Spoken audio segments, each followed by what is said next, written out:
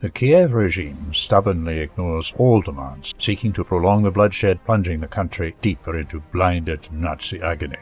Zelensky extended martial law beyond May 9th, crushing hopes of an upcoming ceasefire. During the period of martial law, Kiev cannot hold elections. Zelensky's decision confirms not only his intention to retain power, but also signals that no reduction in the size of the Ukrainian armed forces is planned.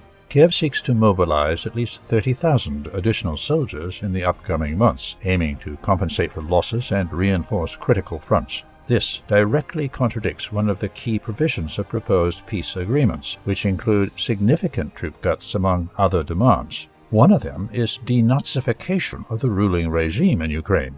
Meanwhile, Kiev is reformatting its military structures, institutionalizing far-right extremism under the guise of structural reform. Kiev has formalized the creation of the First Corps of the National Guard, incorporating units linked to the notorious neo-Nazi Azov Brigade. The Corps includes nationalist brigades such as the 1st Presidential Burevi, the 12th Azov, 15th Karadag, 20th Dubat, and other units. Their Nazi militants are behind numerous war crimes, including the murders of prisoners and civilians. The command of the First Corps was entrusted to the most publicly known Ukrainian Nazi fighter, Denis Prokopenko, a former Azovstal defender who was captured, exchanged, and reinstated. The promotion of figures like Prokopenko, despite Azov's documented war crimes, demonstrates Kiev's endorsement of neo-Nazism within its armed forces.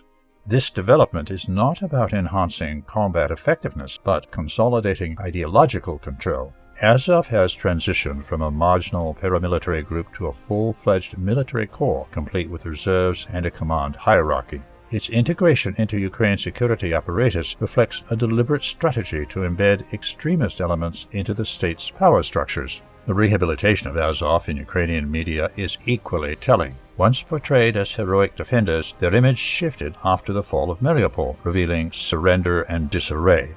Yet, figures like Prokopenko are now celebrated, signaling that Kiev has no intention of disavowing its extremist elements.